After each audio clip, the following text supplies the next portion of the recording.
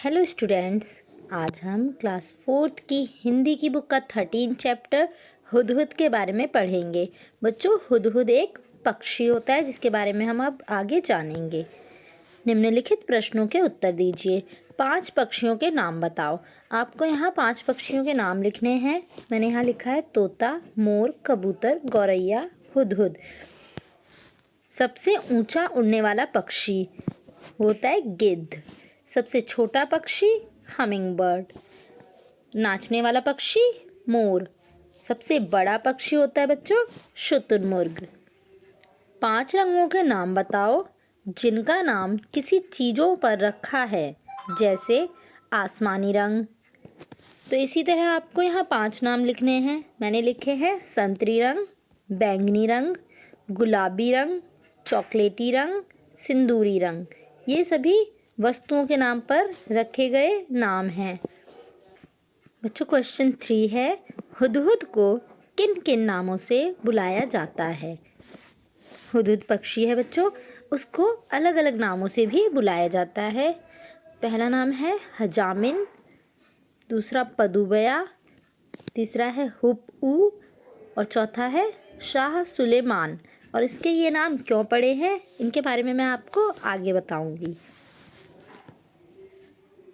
Question 4 है, रेखांकित शब्दों को उनके विलोम शब्दों में बदल कर वाक्यों को दोबारा लिखो। इसमें है फर्स्ट है, हुदहुद एक बदसूरत पक्षी है।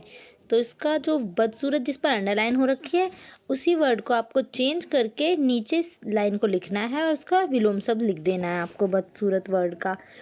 हुदहुद एक खूबसूरत पक्षी है।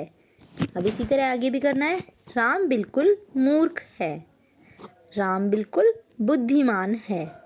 तीसरा है, वह प्रश्न पिछले पेज पर है। इसका होगा वह प्रश्न अगले पेज पर है। चौथा है, घर के बाहरी हिस्से पर रंग लगाओ।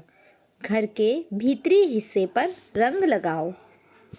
पांचवा है, राजा अपने कमरे को गंदा रखता है। तो गंदा का विलोम शब्द है साफ। राजा अपने कमरे को साफ रखता है।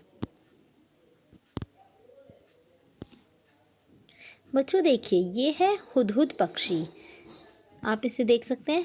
अब देखिए क्वेश्चन 5 है, हुदहुद के बारे में एक अनुच्छेद लिखो और चित्र भी बनाओ।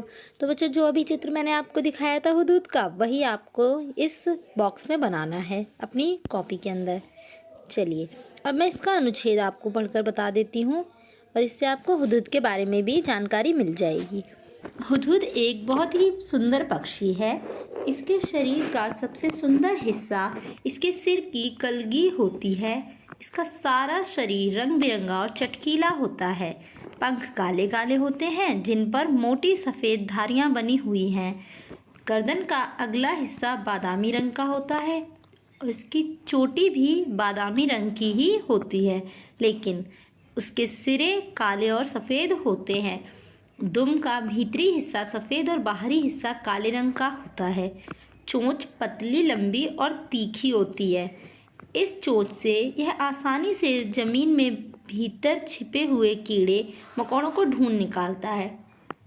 इसकी चोंच नाखून काटने वाली नहरनी से बहुत ज़्यादा मिलती है और शायद इसलिए कहीं कहीं इसे हजामिन चिड़िया के नाम से भी पुकारा जाता है। तो समझ गए बच्चों इसका ये नाम क्यों पड़ा। और बोलते समय है 3 बार हुप हुप हुप सा कुछ कहता है और इसीलिए इसे अंग्रेजी में हुप ऊ कहा जाता है। हिंदी में इसे हुदहुद कहते हैं और दूब में कीड़ा ढूंढने के कारण हमारे देश में कहीं कहीं इसे पदुबया भी कहते हैं और सुंदर कलगी की वजह से कुछ देशों में इसे शाह सुलेमान कहकर पुकारते हैं।